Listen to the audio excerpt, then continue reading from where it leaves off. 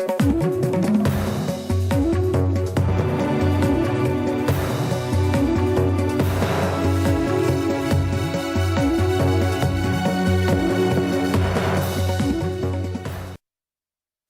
घर तिरंगा, हर घर तिरंगा, घर घर तिरंगा, हर घर तिरंगा।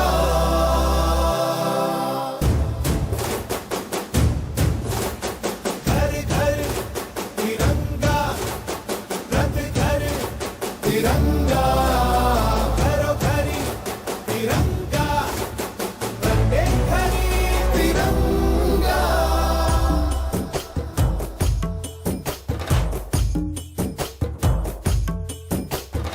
आसमान को पाना है, आसमान से आगे जाना है। नए भारत की नई कहानी अब आसमां को सुनाना है। गर्व है इस तिरंगे पर, सारे जहां को ये दिखाएंगे। अमृत काल मनाएंगे, घर घर तिरंगा लहराएंगे। घर घर तिरंगा, हर घर तिरंगा। इंतिंता झंडा मने मनेगु त्रिवर्ణ तिरंगो वन्नकोडी तिरंगा नमस्कार, मैं रवीश कुमार। अगर आप किसी ऐसे मुद्दे को लेकर परेशान हैं जिससे समाज का हित जुड़ा है, चाहते हैं कि मीडिया में चर्चा हो, तो आप 15 अगस्त तक थिंकिंग ब्रेक ले लीजिए, अर्थात कुछ भी ना सोचें, कोई फायदा नहीं। 15 अगस्त तक तिरंगा को लेकर ही बहस होगी, तिरंगा के आसपास भांति भांति के मुद्दे खड़े किए जाएंगे। अखबारों में छपने भी लगा है कि मोर्चे और मार्च की तैयारी होने लगी है ताकि आपके भीतर देशभक्ति की भावना जगाई जा सके। मेरी अपील है कि आप देशभक्ति की भावना खुद से भी जगा लें। जैसे आप खुद से खाते हैं, खुद से नहाते हैं, इसी तरह से आप खुद से देशभक्ति की भावना क्यों नहीं जगा सकते? ऐसा क्यों है कि हर दूसरा आ जाता है बताने के लिए कि देशभक्ति की भावना नहीं है, जगानी पड़ेगी? कब तक आपको जगाने का काम दूसरे किया करेंगे? इसके लिए बहुत जरूरी है कि भारत में एक विशालकाय घंटा लगाया जाए।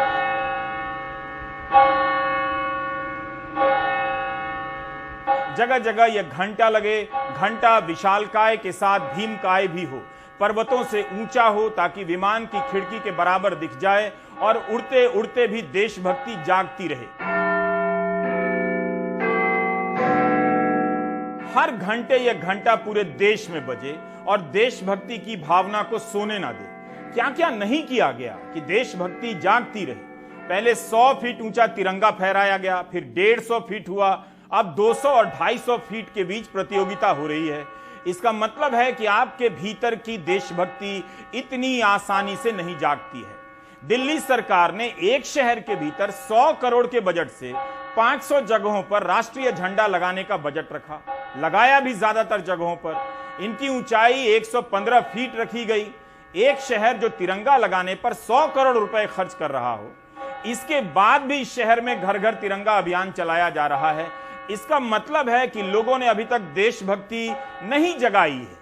इसलिए अब घंटा लगाने की जरूरत है ताकि हर घंटे यह घंटा देशभक्ति की भावना को जगाता रहे। सॉरी, मैं आपको डांट रहा हूं, लेकिन मेरा क्वेश्चन वाजिब है कि आप देशभक्ति की भावना को सोने ही क्यों देते हैं कि कोई दूसरा जगाने आ जाता है? सोचिए कि जब हम देश को इतना प्यार करते हैं तो क्यों किसी को बार बार देशभक्ति जगाने के लिए आगे आना पड़ता है? हमने सुना है और पाया भी है कि प्यार में तो रातों की नींद उड़ जाती है, लेकिन आपका इस देश से यह कैसा प्यार है कि देशभक्ति सो जाती है? मेरी आप जनता से बहुत शिकायतें हैं। आपके भीतर अगर देशभक्ति जागती रहती, आज जगह जगह तिरंगा लगाने में सरकारों को करोड़ों रुपए खर्च नहीं करने पड़ते।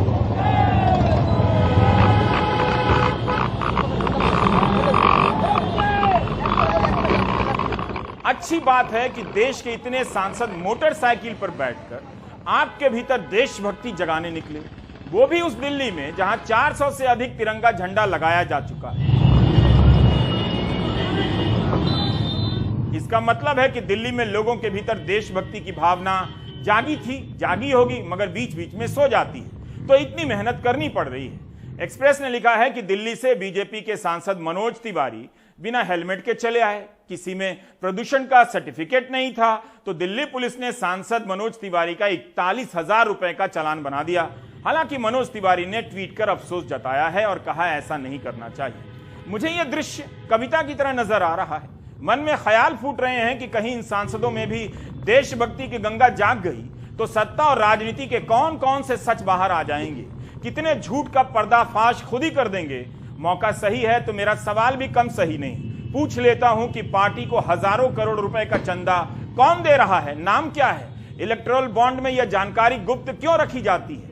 क्या इस प्रश्न का उत्तर देने की देशभक्ति सांसदों में जागृत हो रही है? अखबारों में ऐसे कई अभियानों की खबरें छपने लगी। घर घर तिरंगा का एक मकसद देशभक्ति जगाना बताया जा रहा है। कितनी खुशी की बात है कि हमारे देश में देशभक्ति जगाना भी एक काम है और इस काम को लोग ईमानदारी से करते हैं। हमारे सांसद कितनी मेहनत कर रहे हैं, तभी तो सरकार ने सांसदों और पूर्व सांसदों की रेल यात्रा से सब्सिडी नहीं हटाई, ना ही कोई नई उम्र सीमा तय की, जबकि वरिष्ठ नागरिकों को रेल टिकटों पर मिलने वाली सब्सिडी बंद कर दी गई। देशभक्ति जागने के बाद सांसदों को पेंशन और सब्सिडी बंद करने की मांग भी करनी चाहिए। मुझे विश्वास है कि वे करेंगे, बस देशभक्ति जाग जाए। उम्मीद है घर घर तिरंगा अभियान से देशभक्ति काफी जागने लगी है। मध्य प्रदेश के पंचायत सदस्यों और पार्षदों में अगर जाग गई होती तो वे लापता ना होते, खरीद लिए जाने या मिला लिए जाने के भय से यहां वहां छिपाए ना जाते। बीजेपी और कांग्रेस के पार्षद अंडरग्राउंड हो गए हैं।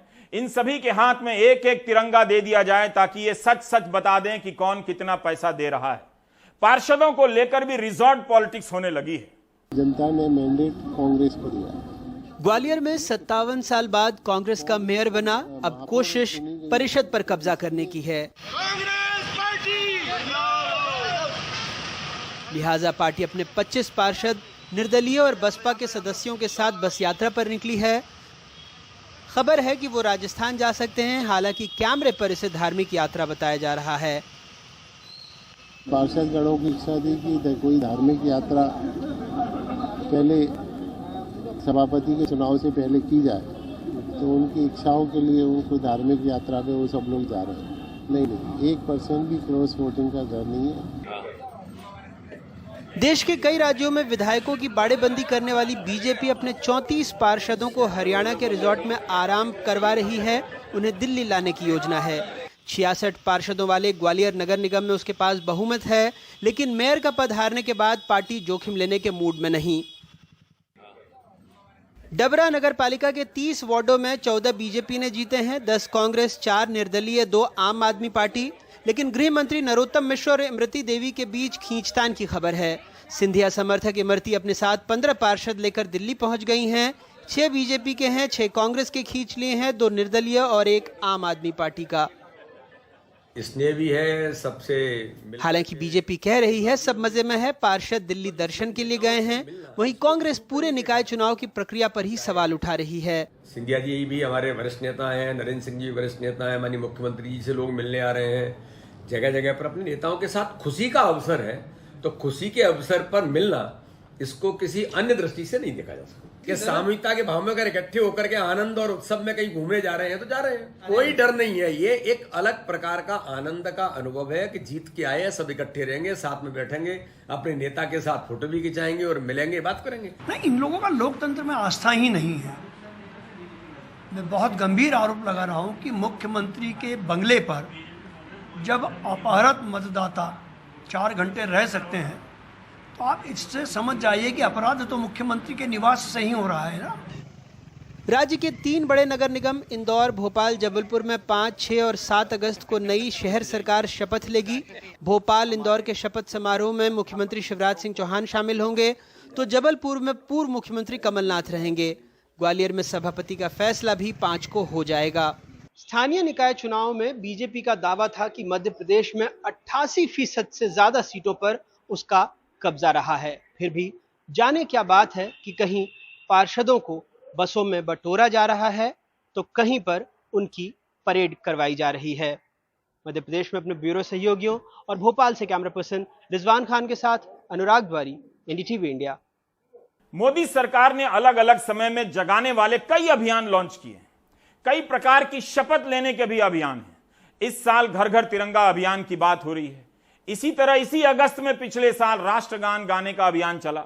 जिस तरह से हर घर तिरंगा के लिए अलग वेबसाइट बनी है, उसी तरह राष्ट्रगान के लिए भी अलग से वेबसाइट बनाई गई है। अमृत महोत्सव के दौरान जितने भी प्रचार वीडियो बनाए गए हैं सरकार की तरफ से, किसी को सारा वीडियो देखकर अध्ययन करना चाहिए कि उनमें 75 साल की बड़ी उपलब्धियों को कैसे याद किया गया है, याद भी किया गया है या नहीं, क्या छोड़ा गया है, क्या जोड़ा गया है, इसका रिसर्च होना चाहिए। यह समय 75 साल के एक एक मील के पत्थरों को याद करने का था, लेकिन सारा जोर शपथ और जागृति अभियान पर डाल दिया गया। पिछले साल इसी वक्त संस्कृति मंत्रालय ने लोगों से अपील की कि राष्ट्रगान गाकर अपना वीडियो अपलोड करें। एक प्रचार वीडियो भी इसके लिए बनाया गया। जब भी हम भारतीय एकजुट हुए, जो हमारा था हमने वापस लिया, जो हम चाहते थे वो हमने पाकर दिखाया। इसमें पोलियो उन्मूलन और मंगल मिशन है, मगर क्या इसकी जगह संविधान को अंगीकार करना, पहली बार चुनाव कराना, आईआईटी की स्थापना से लेकर इसरो की स्थापना करना, चंद्रयान जैसे मील के पत्थर नहीं हो सकते थे। यह समय इसका हिसाब करने का नहीं है, मगर ध्यान में रख सकते हैं पिछले साल राष्ट्रगान अभियान काफी सफल भी रहा। इसकी वेबसाइट पर ही 2.5 करोड़ यूजर की संख्या दिख रही है। राष्ट्रगान गाकर हमने लोकतंत्र की शक्ति दुनिया को दिखाई। चलिए, इसके बाद आम लोगों ने राष्ट्रगान गाया भी, उसका वीडियो अपलोड किया। इस अभियान का भी मकसद था कि आप में एकता का भाव पैदा हो, गर्व का भाव पैदा हो। मोदी सरकार के दौरान कई प्रकार के ऐसे जन अभियान चलाए गए। आजादी के अमृत महोत्सव के दौरान जो अभियान चले हैं, उनका जब इतिहासकार पाठ करेंगे तो हांफने लग जाएंगे। एक अभियान तो यह भी था कि आप व्हाट्सएप नंबर पर क्लिक कीजिए, बताए गए पते पर वीडियो रिकॉर्ड कर भेजिए। दिल्ली का नया डिजिटल गार्डन कनॉट प्लेस के सेंट्रल पार्क में बना ये स्मारक समर्पित है स्वाधीनता संग्राम के उन वीर बलिदानियों को, जिन्होंने हमारी आजादी के लिए अपने जीवन न्यौछावर कर दिए, जिनके साहस और त्याग का उजाला ये विशाल प्रकाश स्तंभ आकाश में दूर दूर तक फैलाता है। और आपका संदेश दिल्ली के कनॉट प्लेस के सेंट्रल पार्क के स्क्रीन पर फ्लैश करने लगेगा। इस प्रचार वीडियो में लिखा है कि कोई भी ऐसा दिन ना हो जो समय की स्मृति से आपको मिटा दे। देश के लिए बलिदान देने वालों को याद करने के लिए यह अभियान दिल्ली के कनॉट प्लेस में ही चलाया गया, आपके गांव में नहीं। किसने देखा किसने नहीं, हम कैसे कह सकते हैं। जो डेटा है उसके अनुसार आजादी के नायकों के प्रति 49 लाख श्रद्धांजलियां अर्पित की गई, संदेश भेजे गए। आज हम आजाद भारत में सांस ले रहे हैं, स्वतंत्र भारत के हम स्वतंत्र नागरिक। आइए उन बलिदानियों के प्रति अपना आभार व्यक्त करें, अपने भावपूर्ण संदेश साझा करके अपनी श्रद्धांजलि अर्पित करें, उनके त्याग को व्यर्थ न जाने दें। स्वतंत्रता के प्रकाश पुंज को अपने योगदान से निरंतर प्रज्वलित करते रहें। क्या आपको कुछ अजीब नहीं लगता कि समय समय पर इतने सारे जागृति अभियान चलाए जा रहे हैं? इनका वाकई आपके ऊपर कोई नैतिक और मनोवैज्ञानिक असर हो रहा है? कितनी बार देशभक्ति की भावना को इस तरह अभियानों से जगाया जाए? क्या यह अभियान कुछ ज्यादा नहीं है? ऐसा लगता है कि जनता नर्सरी कक्षा में बैठी है, उसे नहाने धोने खाने पीने कंघी करने से लेकर सोने जागने का तरीका सिखाया जा रहा है। 2014 में जब नरेंद्र मोदी प्रधानमंत्री बने तो जागृति अभियानों पर बहुत जोर दिया गया। सरकार ने कई प्रकार के शपथ अभियान भी चलाए। विद्या कसम, हमने इस पेज पर शपथ अभियानों की गिनती की तो उनकी संख्या 60 मिली। शपथ के 2 अभियान राज्यों के भी हैं, बाकी 58 शपथ अभियान मोदी सरकार के हैं। इनमें से 23 शपथ अभियान शुरू होकर बंद हो चुके हैं और 35 शपथ अभियान चल रहे हैं। लोग 35 मामलों में कस्में खा रहे हैं। इन दिनों भारत के लोगों को जो कस्में खिलाई जा रही हैं, उनके कुछ नाम दे रहा हूं ताकि आप प्राइम टाइम देखते देखते कुछ कस्में खा सकें। एक शपथ का नाम है मुझ में है गांधी, गांधी इन मी। इसके लिए आपको मोबाइल फोन का नंबर देना होगा, ओटीपी आएगा, तब जाकर आप मुझ में है गांधी का शपथ पत्र प्राप्त कर सकते हैं। 2019 में यह शपथ अभियान शुरू हुआ। इसके तहत एक प्रमाण पत्र भी दिया गया कि मुझ में गांधी हैं और मैं प्रतिज्ञा लेता हूं कि मैं गांधी की तरह जीवन के हर क्षेत्र में सत्य और ईमानदारी का आचरण करूंगा, बापू की आज्ञा का पालन करूंगा। 60,584 नागरिकों ने शपथ ली कि उनके भीतर गांधी हैं। क्या यह शानदार बात नहीं कि आज इस देश में यानी टुडेज इंडिया 60,584 लोग मानते हैं कि मुझ में है गांधी। काश इन 60,000 लोगों से हम मिलकर पूछ पाते कि उनमें इस वक्त गांधी है भी या नहीं। क्या ये 60,000 लोग गांधी की तरह सत्य का आचरण कर रहे हैं?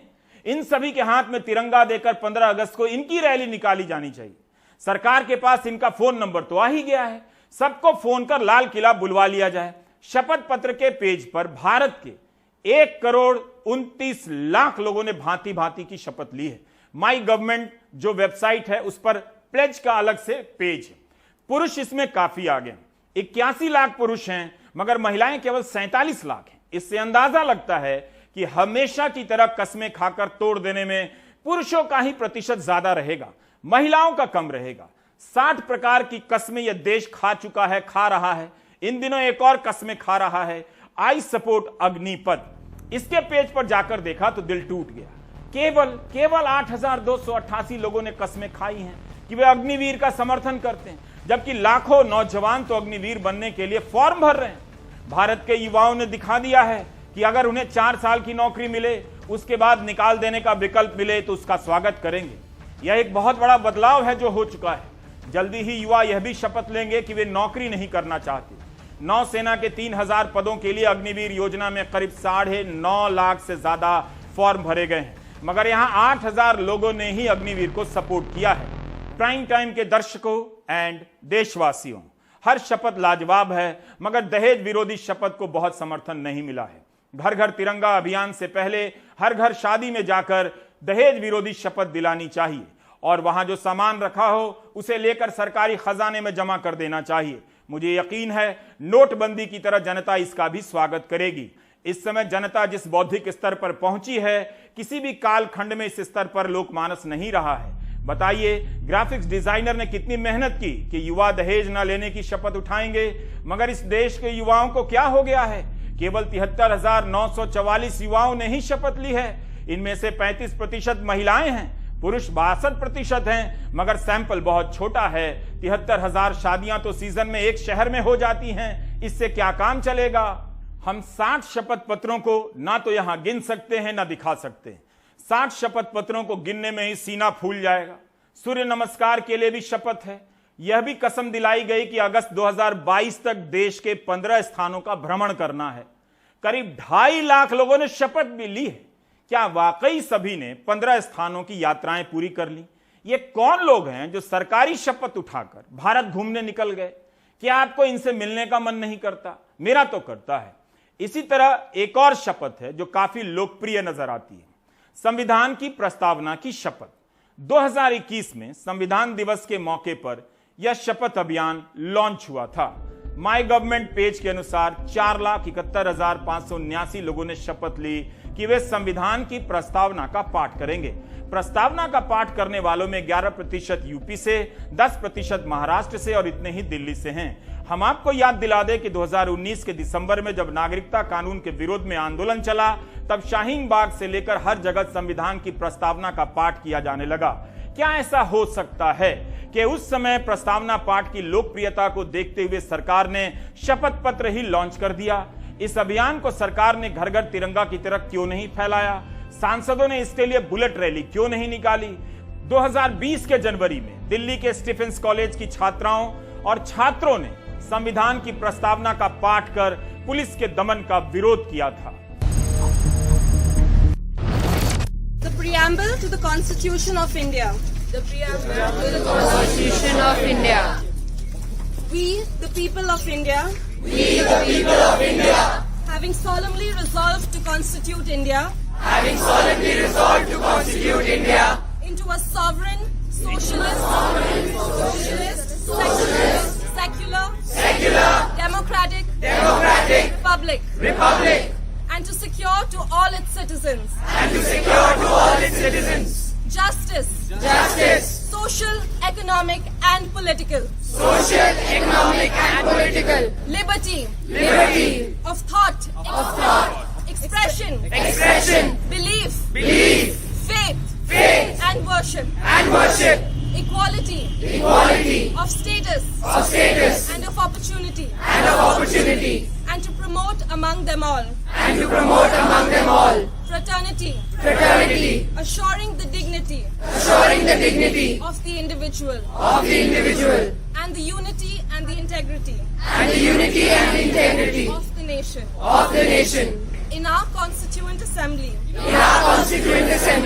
this 26th day of November, 1949, do hereby adopt, enact, and give to ourselves, this Constitution.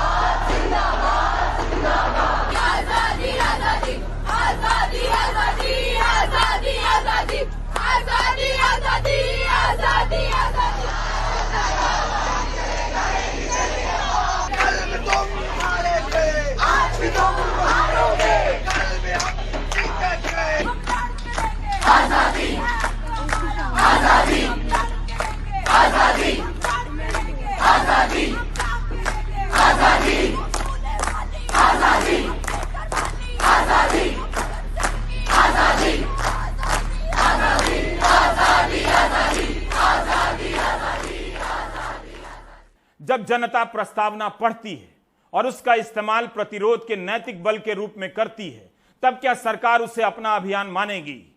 नागरिकता कानून के विरोध के आंदोलन का किस तरह दमन हुआ, गोली मारने के नारे मंत्री तक लगा गए।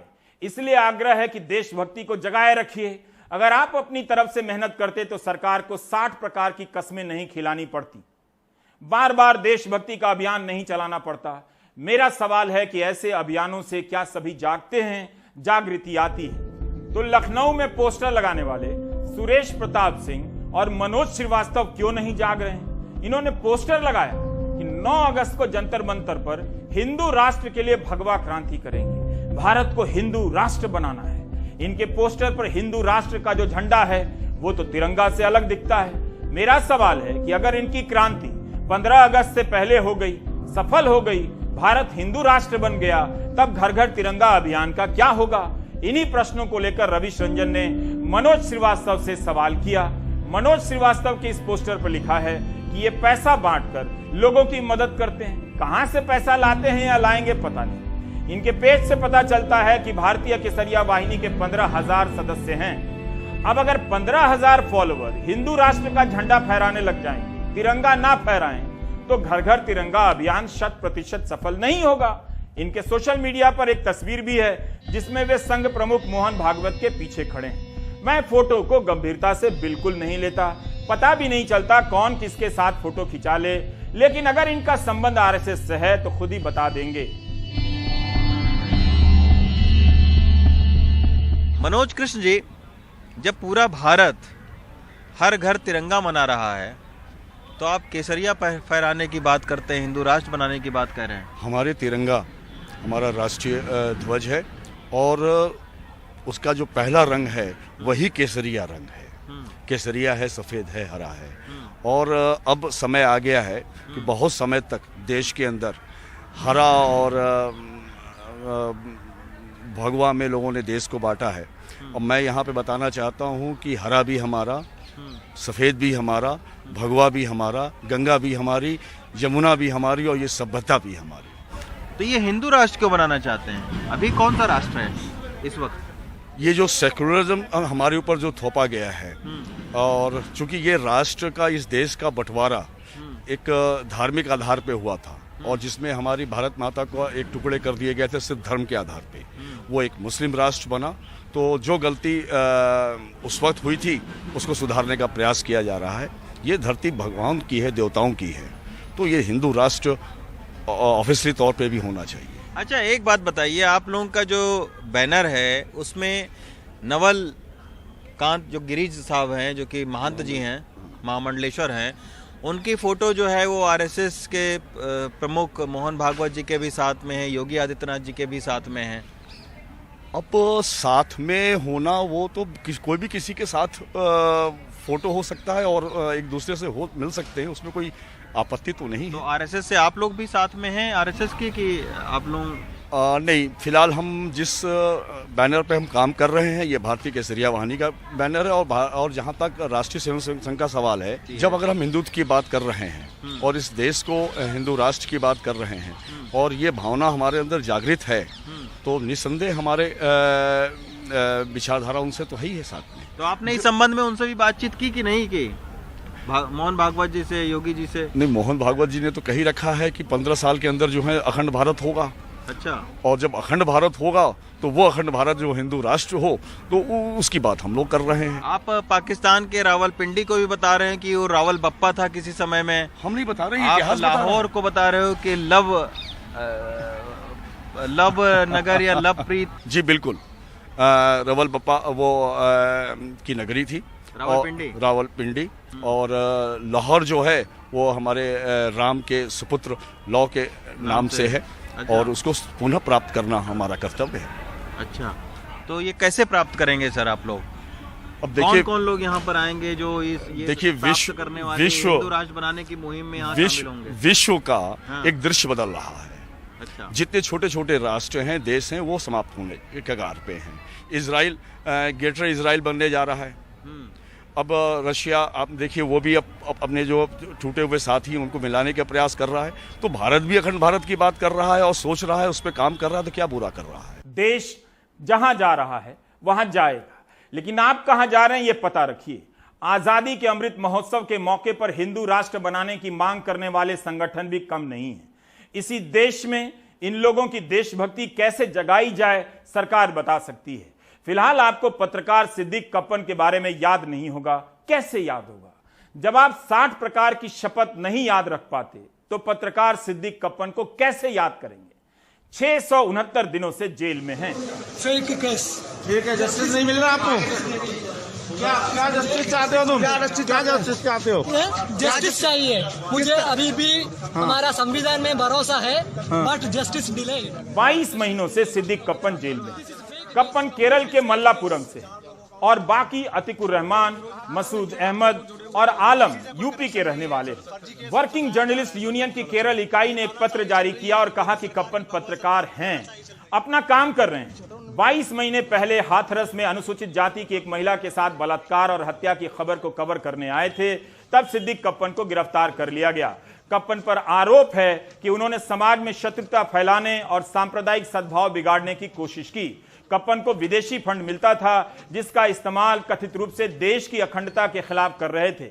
केरल प्रेस क्लब से लेकर एडिटर्स गिल्ड ऑफ इंडिया ने सब ने सिद्दीक कप्पन के लिए आवाज उठाई, मगर अनसुनी रह गई। मथुरा कोर्ट ने जब जमानत याचिका रद्द की तब सिद्दीक कप्पन के वकील इलाहाबाद हाई कोर्ट में याचिका लेकर गए। इलाहाबाद हाई कोर्ट ने इसकी सुनवाई की और जमानत देने से इनकार कर दिया। लाइव लॉ नाम की वेबसाइट ने लिखा है कि मथुरा के एडिशनल सेशन जज अनिल कुमार पांडे ने जमानत नहीं दी और मथुरा कोर्ट ने माना कि कप्पन पीएफआई के सदस्य हैं, राष्ट्र विरोधी गतिविधियों में शामिल रहे हैं। कोर्ट ने कहा कि कप्पन ने बताया है कि वे हाथरस कवर करने जा रहे थे, लेकिन उनके पास जिस संस्थान का पहचान पत्र मिला उसने 2018 में ही काम करना बंद कर दिया था। यूपी पुलिस की टास्क फोर्स ने कप्पन के खिलाफ 5000 पन्नों की चार्जशीट दायर की है, तैयार की है। लिखा है कि कप्पन जिम्मेदार पत्रकार के रूप में नहीं लिखते थे। कप्पन पर शांति भंग करने का एक मामला था जिसमें वे बरी हो गए। कप्पन की लड़ाई मुश्किल हो गई है। 669 दिन हो गए। एडिटर्स गिल्ड ऑफ इंडिया ने पिछले साल 26 अप्रैल के दिन एक बयान जारी किया। कप्पन को कोविड हो गया था। उनकी पत्नी का आरोप था कि उन्हें बिस्तर से बांध दिया गया। वे हिलडुल नहीं सकते थे, ना शौच के लिए जा सकते थे। एडिटर्स गिल्ड ने लिखा कि यह हतप्रभ करने वाला है इस बात से कि एक देश का जमीर हिल जाना चाहिए कि पत्रकार के साथ कैसा बर्ताव हो रहा है। जमीर हिल जाना चाहिए। इस समय देश में देशभक्ति जगाने का अभियान चल रहा है अभी जमीर के हिलने का टाइम नहीं आया है, आपके ब्रेक का टाइम आ गया है, आप ब्रेक ले लीजिए। कॉमनवेल्थ गेम्स में ब्रॉन्ज मेडल हासिल करना, ओलंपिक्स या वर्ल्ड चैंपियनशिप्स में जो मेडल होते हैं उन एथलेटिक्स में खासकर उनसे कहीं भी कम नहीं है। और उस लिहाज से देखें तेजस्विन, आपके लिए लाइफ का आज जो है वो सबसे बड़ा मोमेंट है। थैंक यू जी। और विमल सर, डेफिनेटली मेरे लिए एक बहुत बड़ा मोमेंट है। और आपने तो मुझे, जब से मैंने स्कूल गेम्स में 2015 में गोल्ड मेडल जीता था, तब से आप मुझे जानते हैं। और आज ये ब्रॉन्ज मेडल जो मेरे गले में लटक रहा है, इससे पहले आपने कई सारे ऐसे मेडल देखे हैं, बट ये मेरे लिए सबसे ज़्यादा मायने इसलिए लगता है क्योंकि इंटरनेशनल स्तर पे ओपन कैटेगरी में, बच्चों में नहीं बल्कि ओपन कैटेगरी में, ये मेरा सबसे पहला सीनियर मेडल है, जो मतलब मेरे लिए बहुत मायने रखता है। और एक तरीके से first feather in my hat है, सो टू से, कि मेरा सीनियर करियर किक स्टार्ट करने के लिए। सो मैं काफ़ी खुश हूँ इस मेडल से। अब आपने उस इंटरव्यू की बात की, उस समय की बात की है, तो मैं वर्ल्ड स्कूल गेम्स था, आप और बेअंत गोल्ड मेडल जीत के लौटे थे, तब से यहाँ का सफ़र ओवरऑल आपको लगता है कि जैसे पाथ था, उस समय हम लोग बात करते थे कि आप में ओलंपिक पोटेंशियल है, तो आप हंसते थे। बिल्कुल सर, वो 2015 था और उस समय हम 15-16 साल के हुआ करते थे, स्कूल में थे, 11-12 में होते थे।